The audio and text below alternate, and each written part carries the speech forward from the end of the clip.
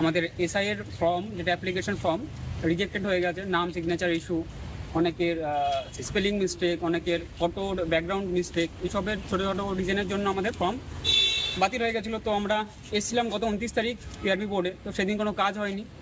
আরও অনেকে যোগাযোগ করেছে আমাদের সাথে, তো সবাই মিলে আমরা আজ এসেছি।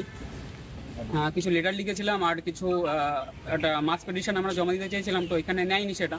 পরীক্ষা 12 তারিখে, 28 তারিখে আমাদেরকে নোটিশ দিয়েছে যে বা অ্যাডমিট দিয়েছে যে আমাদের অ্যাপ্লিকেশন রিজেক্টেড।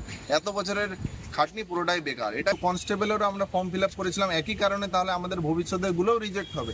ওরা প্রথমে নিয়ে পরে এটাকে ম্যানুয়ালি রিজেক্ট করছে। যাও, আমরা 5 বছর পরে রিক্রুটমেন্টের সুযোগ পাচ্ছি, ওবিসির কেস, এই কেস, করোনা কেস, এখন শেষ বয়সে এসে ওরা একটা এডিট উইন্ডো খুলতে পারছে। বললাম কি আমাদের আগেবার এক্সাম দিয়েছিল সেম ফটোতে অ্যাডমিট এসেছিল, কিন্তু এইবার সেম ফটোতে অ্যাডমিট আসেনি।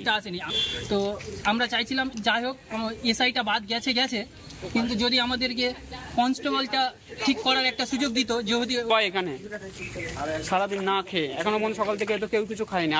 একটা দাদা দেখলাম আলিপুর দুয়ার থেকে এসছে, মালদা থেকে এসছে, সারা রাত ট্রেনে, মুর্শিদাবাদ থেকে। মানে সবার বিষয়টা হলো এটাই যে সামনে আরো দুটো এক্সাম ছিল, কনস্টেবলের কেপি আর ডাব্লিউপি, সেটা আমরা দিতে পারবো না। এই জায়গাটা হলো সবচেয়ে বড় সমস্যা। একটা ছেলে আজিজ নামে মালদা থেকে ফর্ম রিজেক্টেড হওয়ার পরে 3 দিন ধরে কন্টিনিউয়াস কান্না করে গেছে। মানে কি করে এটা সম্ভব হয়, মানে ও অ্যাকসেপ্টই করতে পারেনি জিনিসটা। বিষয়টা হলো সামনে আপাতত কোনো এক্সাম নেই, তো ভাবতে হচ্ছে যে কোন দিকে। অনেকেই গত ভিডিওতে অনেকেই সাজেশন করেছো যে সেন্ট্রালের দিকে যেতে, তো ওটা ভাবছি এখন। ডাব্লিউবিসিএস দেখো হচ্ছে না 2 বছর ধরে, ওর জন্য এইগুলোর জন্যই আমরা আজকে এসেছি। আমরা ইন্টিমেশন দিতে এসেছিলাম, স্যাররা কোনো রকম সহযোগিতা করেনি, হবদব করে আমাদেরকে পাঠিয়ে দিয়েছে। এখন বলছেন যে তোমরা লিগাল ফোরামে যাও। আমরা এই পুজোর মরশুমে আমরা সব কিছু ছেড়ে ছুড়ে দিনের পর রাত প্রিপারেশন নিয়ে আমরা এসেছি এখানে। এখন আমাদেরকে লিগাল ফোরামে যাওয়ার জন্য বাধ্য করা হচ্ছে, যেখানে টাইমটাও নেই আমাদের হাতে এখন।